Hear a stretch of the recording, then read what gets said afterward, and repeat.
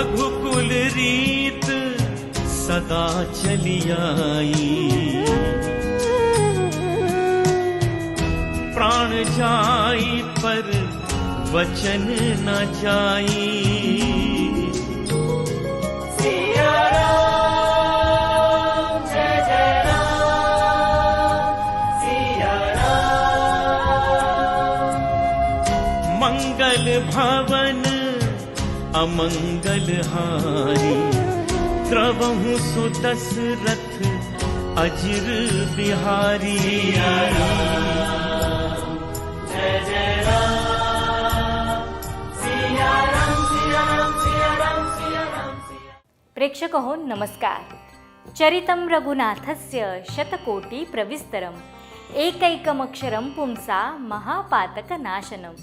आदिकवी वाल्मिकी विरचित रामायण हे एक महाकाव्य तर आहेच, परंतु ते इतरही अनेकानेक वैशिष्ट्यांनी युक्त असंच आहे.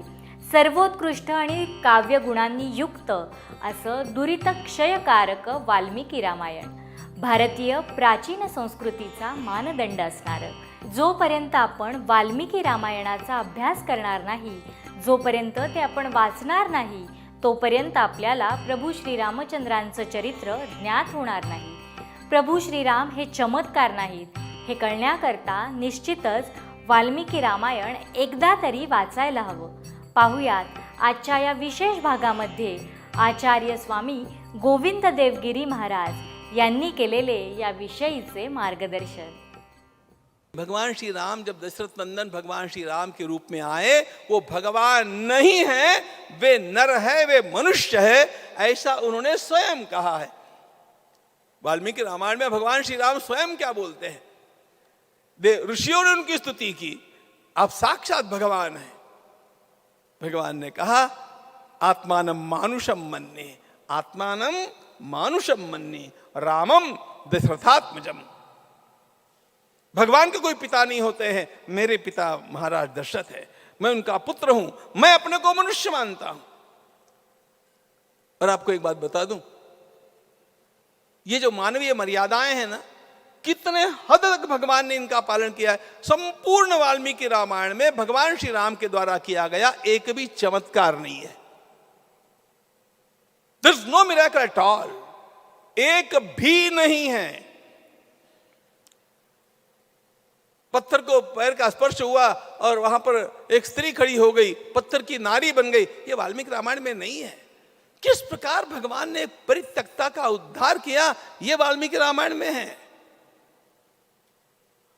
राम नाम लिखा और समुद्र में पत्थर फेंके और पत्थर तर गए, ये बात सत्य है. लेकिन वो वहां पर सेतु बंधन के लिए राम जी का नाम लिखा गया और पत्थर तर गए, ऐसा वर्णन नहीं है.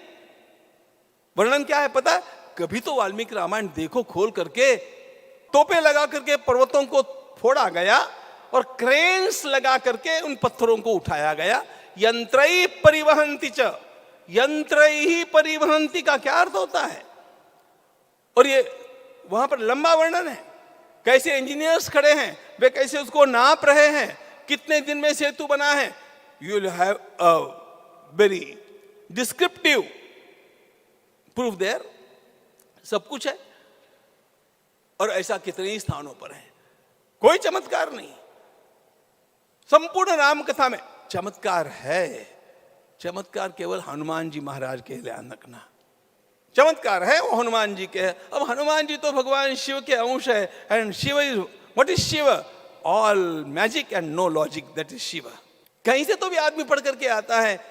एक धोबी ने कुछ तो भी कहा और राम जी ने अपनी पत्नी का हत्या किया. अरे इन लोगों को अकल नहीं है, थोड़ा उत्तरकांड पढ़ करके देखेंगे तो पता चलेगा भगवान श्री राम ने यह निर्णय कितने विचारपूर्वक लिया है.